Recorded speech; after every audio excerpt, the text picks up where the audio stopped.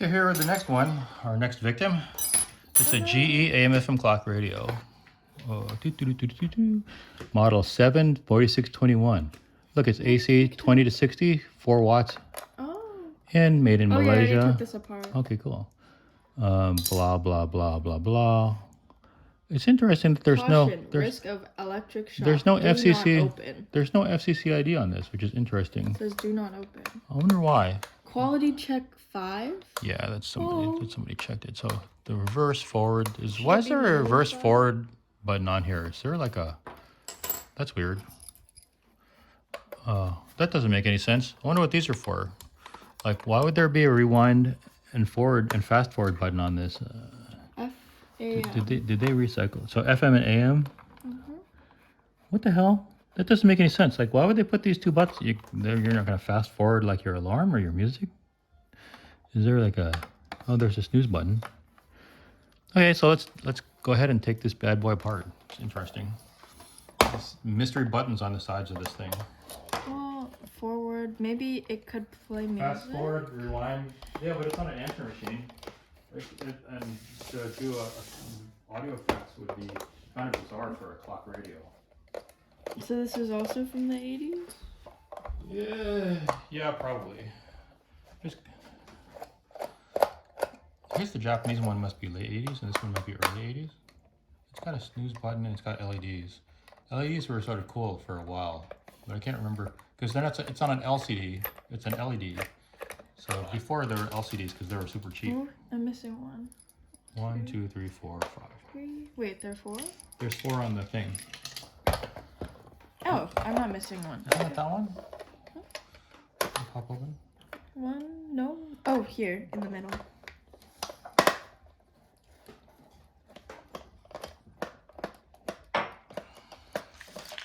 What do you have an armband on? Was that because you were pit? No, it's because they had school on Friday. Oh, so you were like a non-school person. Mm-hmm.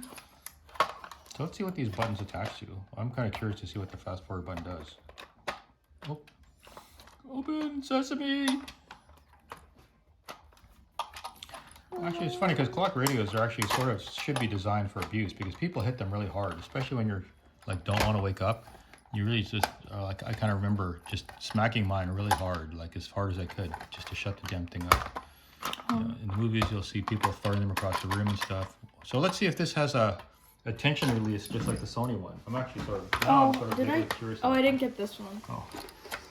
So let's see if this has the same tensioner thing that the Sony did to prevent it from doing bad things when someone rips that out of the wall and throws it against someone's head or something.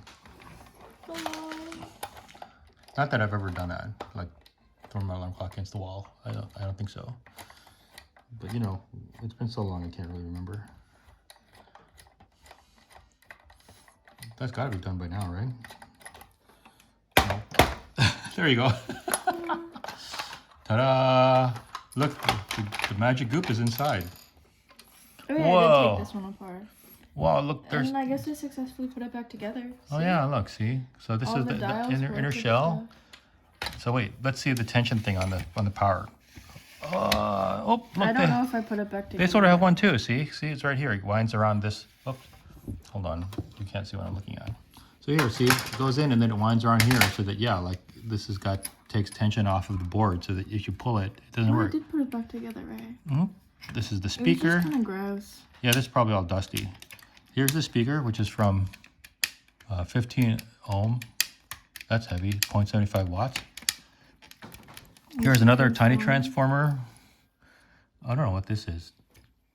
And then... Oh, here are the buttons. Are those buttons hooked up to anything? Mm-hmm. That's so weird. I literally have no idea why you need this. Here's the dial. Yeah. Oh, wait, the dial moves something else. That's so fun. I don't think there's anything else after you take it apart. Oh, well, I'm supposed to take all of it apart. See, like... The screws are all the same size, though. Yeah, see, this was also assembled by hand, so you can see sort of a different philosophy of this. It's also made in Malaysia, so I guess the same... It could be the same Malaysians who are making this, which is actually really funny. This must be the antenna, because this is the same antenna look as was in the Sony. This though looks more solid state. That's interesting. What's that mean? I don't know. What I mean, do it's you an mean by it's an old solid plastic box. So that's something different that wasn't in the Sony. So maybe we'll take a closer look at that. This is actually look. Oh, this is there's the. There's something wound here, which is weird. What is that thing? Oh, Oh, look, that's the display. screen, yeah. So there's the LED display. So cool. LEDs. Or LCD, or the red LED. Oh, see, there's the ribbon cable attaching it to the main board. Oh, yeah, I was never able to take that apart because I didn't know about ribbon cables. So if you pull this motherboard up, oh, there's another screw back there.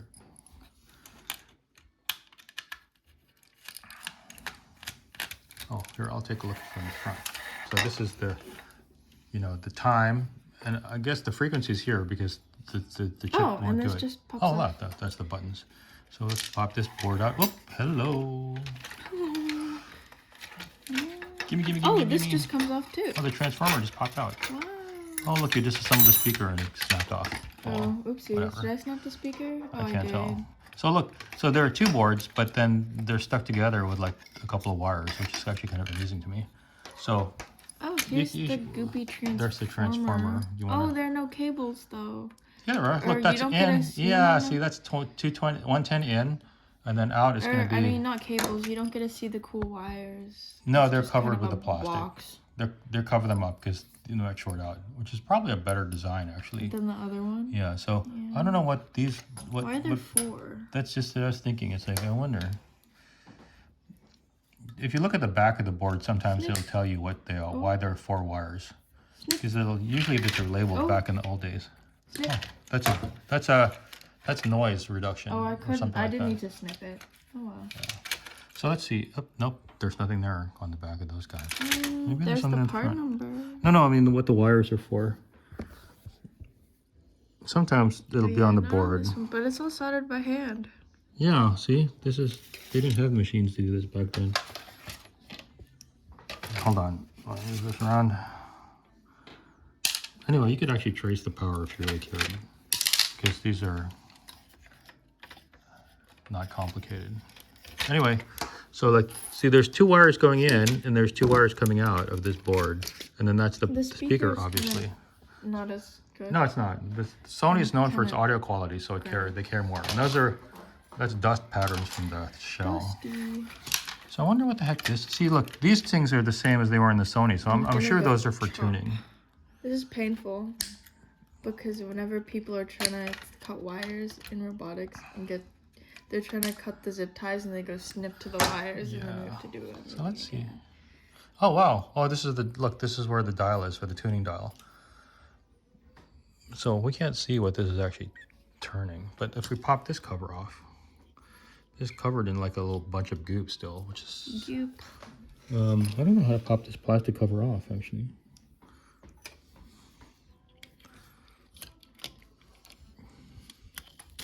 Oh, there, it just pops right ta-da. off using this budger. The spooger. So these are all tuned. See, Oh, wait, if you I look, can undo those. this must be for the radio, and see that's been Look at this one. that's been I wanna calibrated undo because like those little pots, that's like the thing on top turn. No, those aren't unscrewable. Those are tuning. Those are tuners or something like that. So that's tuned to a specific frequency. Oh or yeah, something. you can turn them. Yeah, so that's where you're decalibrating the radio Look. essentially. So that means that these must be calibrated by hand at the factory. Wow, all analog. Jeez. And then these red ones should turn too, but I don't know why. Oh yeah, look, they have plates and. Yeah. Oh. See those things? When you turn one of those turn inside. Do they? Yeah. Uh-huh. So these guys. Whoa. Anyway, those are probably for calibrating the radio. The frequency or the crystals or whatever. I can't remember anything about RF really. So if you're using a crystal and a clock, and then try and turn one of those red or green ones. I think they should turn too, right? Easily. Yeah. Yeah. So those are also some kind of calibration. We don't really know what the hell they calibrate. I'm sure radio people would be like, oh, that's a blah blah blah blah blah blah blah. But I'm not like an I'm RF not person. a radio person. Oh, here's another one, but has no part number. Yeah, it does. You just can't read it. Oh, Oh, no, there was a part number. TEKU2510. TE or TI? TFK. Oopsies. What? Oh, antenna thing. That might be like from a long dead electronic company. I can't really tell. So this guy, see, this is driving. It's a Texas. That's a TI, isn't it? Look at the chip. It's a little Texas on it. TMS. Yeah, I think that's Texas. Oh, there's a Texas. Yeah, see, that's Texas Instruments. Philippines, haha. Oh, yeah, I remember taking it apart and being like, wow, Philippines. TM345 BNL Philippines. So that's a Texas Instruments driver for the LED. Yeah, they probably made those up in Baguio or something like that. Baguio. They have a factory up there. Really wanna... Those are all soldered in. Oh, ew, someone had to solder that. Yep, this almost looks like it's done by hand. Kind of amazing. So I guess you could actually get this LED screen to work if you figured out the pinouts and stuff. I guess the people in the Philippines that did this now do all the repairing of the No, they're probably all dead. Oh, yeah. So theoretically, if we energize this, we could actually get it to do something, but we're not going to bother because screw it. Anyway, see, these caps are good. It's amazing when you think about it that this thing still would have worked if we had plugged it in. Except for... Yeah. I did plug it in, and then it was kind of weird. Yeah, it was kind of creepy. Yeah, it's funny. Digital stuff doesn't get static. It just gets black screen. So there we go. That's kind of neat. So from a design point of view, it's actually the US one was a little more compact, even though it was older. But the interesting thing about it is that the US one didn't have an FCC registration, which is usually only for transmission stuff. So I wonder if the Japanese one had a transmission capability that they took out or something like that. I don't know. It's sort of interesting. Like, why would Japan? Oh yeah, you can. I don't know why the Japanese would bother an FCC registration if you didn't need to, because it's actually more work and costs money.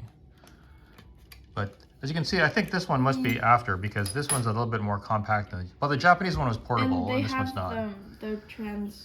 Yeah, and this one is a little bit. The transformer is a little safer because you don't have exposed wiring and you can't see the windings and stuff like that. But it's actually kind of neat. Like, you could actually take a little multimeter and figure out how all of this stuff worked if you really wanted to. But you can't do that today. Really, all this stuff is solid state. We could go to Goodwill and get more things to take apart. Yeah. So this is all analog. So, and then this one's not. This is just like, you know, the big brother of the same stuff that they're using radio back in the old days. It's just everything has gotten a little smaller. Like, I'm sure if we showed this to somebody at the radio days, they'd be like, "Oh, I know exactly what that is. That's a really great version of the Gabalu Shimurubiru." It's like, yeah, whatever. And then this transformer is the same as Tesla's transformer, just tiny. Like, this LED is actually kind of brand new, so they wouldn't know what the hell that thing is. These buttons they'd probably understand. Yeah, I've used those buttons before. But these are like the normal single pole switches and stuff like that. So go figure. Okay, I still don't know what the hell these buttons are for. Like, why the heck do you need a fast forward, rewind, forward, and fast forward button on your clock radio? Tuning volume. This makes no sense to me. I think you could probably play music. Wasn't there a headphone jack? But you can't fast forward the radio. Oh, I don't know. I don't know. It's a mystery. Anyway, maybe I'll pick up the manual one day when I'm not going to do it. It says snooze without the E. Yeah, that's... See, like, literally, this doesn't make any sense. Anyway, it's one of those mysteries. Maybe they just... I kind of vaguely wonder if... Sleep music. This isn't... They didn't use this shell for a tape deck. No. Or VCR, so I don't understand why those buttons would even be there. Alarm clock radio. What's that holder for? Is that a headphone jack? No, that was one of the funny knobs, I think. Oh, the volume knob. That's right. That was the volume knob. Volume and tuner. Okay. That was fun. We should go to Goodwill and get more stuff. This is really kind of a trip. And then we can take this one. Oh yeah, we don't know what the hell that thing is yet. It's got a remote, so it's got a motor. So it's interesting. So we'll take a look. Okay. Bye. Goodbye.